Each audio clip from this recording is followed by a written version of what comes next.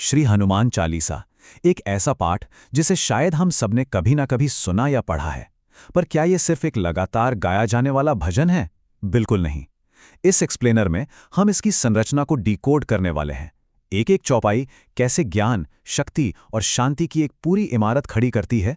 आइए इस विषयगत यात्रा पर चलते हैं। दिलचस्प बात यह है कि यह सीधे एक्शन या भगवान की स्तुति से शुरू नहीं होता। सबसे पहले आती है ये खूबसूरत वंदना, श्री गुरु चरण सरोज रज निज मनु मुकुरु सुधारी। इसका मतलब है किसी भी दिव्य शक्ति को समझने से पहले मन रूपी दर्पण का साफ होना बहुत जरूरी है। ये कितनी शानदार मनोवैज्ञानिक शुरुआत है। मन को शांत करो, विचारों को शुद्ध करो, ताकि आगे जो ज्ञान मिले वो सीधे दिल में उतरे। तो चलिए पहले खंड की ओर बढ़ते हैं, जो है वंदना और स्वरूप, यानी आमंत्रण और हनुमान जी का स्वरूप। यहां उनके दिव्य रूप की एक एकदम स्पष्ट विजुअल चेकलिस्ट मिलती है। कंचन बरन यानी सुनहरा रंग, कानन कुंडल, हाथ वज्र और ध्वजा। प्राचीन शब्दों को एक शानदार मानसिक चित्र में बदल दिया गया है। ये सिर्फ शब्दों का मायाजाल नहीं है, इसे सुनते ही मन में तुरंत एक शक्तिशाली और बेहद खूबसूरत छवि उभर आती है।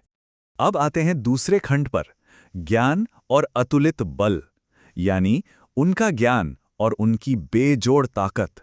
यहाँ एक बहुत ही गहरी बात छुपी है। उन्हें केवल उनकी असीम ताकत से नहीं पहचाना गया, बल्कि एक समर्पित और परफेक्ट मैसेंजर के रूप में दिखाया गया है। रामदूत अतुलित बलधामा, मतलब ताकत तो अपार है, लेकिन उसकी असली कीमत सही दिशा और सेवा भाव से जुड़ने में है।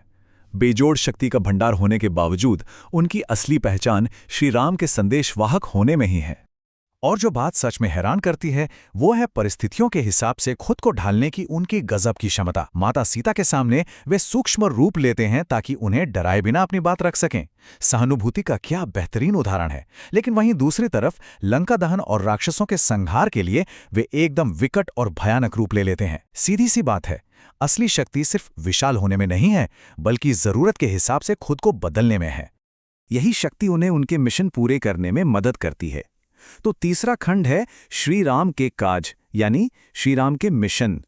अगर इन वीर कार्यों को एक टाइमलाइन में देखें तो उनकी अहमियत साफ समझ आती है। पहले सुग्रीव की श्री राम से मित्रता करवाना, फिर विभीषण को लंका का राजा बनने की सही सलाह देना, और फिर लक्ष्मण जी के प्राण बचाने के लिए पूरी की पूरी संजीवनी बूटी ले आना। कूटनीति, स्ट्रैटेजी और अल्टीमेट एक्शन, ये तीनों ही चीजें दिखाती हैं कि वे कितने अनिवार्य थे। और इतने परफेक्ट तरीके से इन मिशनों को पूरा करने का इनाम क्या मिला? कोई बहुत बड़ा भौतिक साम्राज्य? जी नहीं।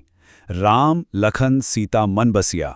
उन्हें भगवान राम, लक्ष्मण और माता सीता के हृदय में हमेशा के लिए एक जगह मिल गई। निस्वार्थ सेवा और पूरे समर्पण का ये सबसे बड़ा फल है। इसके बाद आता है हमारा चौथा खंड, संकट मोचन की महिमा, यानी बाधा हरने वाले की महिमा। यहाँ एक बहुत ही स्पष्ट कॉज एंड इफेक्ट यानी कारण और प्रभाव देखने को मिलता है। आपन तेज संहार आप। उनकी ऊर्जा इतनी प्रचंड है कि उसे सिर्फ वे खुद ही संभाल सकते हैं। और जब कोई भक्त मुसीबत में होता है तो यही असीम ऊर्जा एक ढाल बन जाती है। तीनों लोग हाँकते कांपे से लेकर संकटते हनुमान छुड़ावे तक उनकी व्यक्तिगत शक्ति पूरे ब्रह्मांड के लिए एक एक्टिव शील्ड का काम करती है। यह समझना बहुत आसान है कि यह प्राचीन पाठ आज भी इतना पॉपुलर क्यों है। यह सीधे हमारी इंसानी चिंताओं और डरों से जुड़ता है। चाहे वो अज्ञात का डर हो, जैसे भूत पिशाच, या फिर शारीरिक दर्द और रोग और पीड़ा। इन सब से लड़ने के लिए एक सीधा सा समाधान दिया गया है, निरंतर नाम का जप। यह एक अचूक आध्यात्मिक एंटीडोट की तरह काम करता है, जो हमारे सबसे गहरे भयों को जड़ से मिटा देता है। अब बढ़ते हैं हमारे अंतिम और पांचवें खंड की ओर, पाठ के सुगम फल, जिसका अर्थ है इस पाठ को करने के लाभ। इस मामले में ये रचना एकदम सीधी बात करती है, कोई कंफ्यूजन नहीं है। सच्ची श्रद्धा के बदले में अपार समृद्धि और पूर्ण शांति का पक्का वादा है।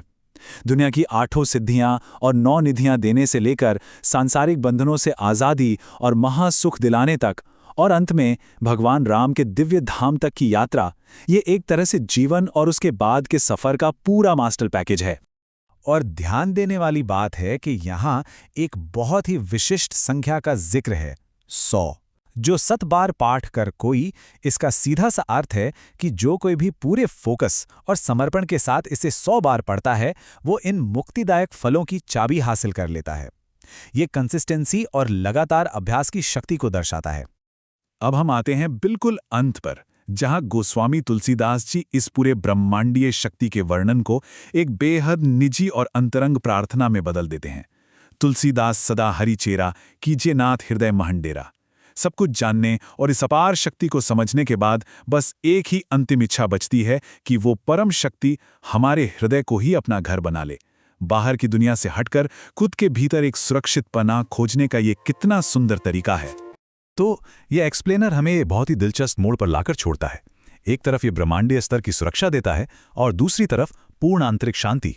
क्या यह कहना सही नहीं होगा कि ये प्राचीन अवधि रचना आज के इस एंग्जाइटी से भरे आधुनिक जीवन को जीतने का एक परफेक्ट ब्लूप्रिंट है? ये सच में सोचने पर मजबूर कर देता है कि कैसे ये सदियों पुरानी पंक्तियां आज भी करोड़ों दिलों का अटूट सहारा बनी हुई हैं।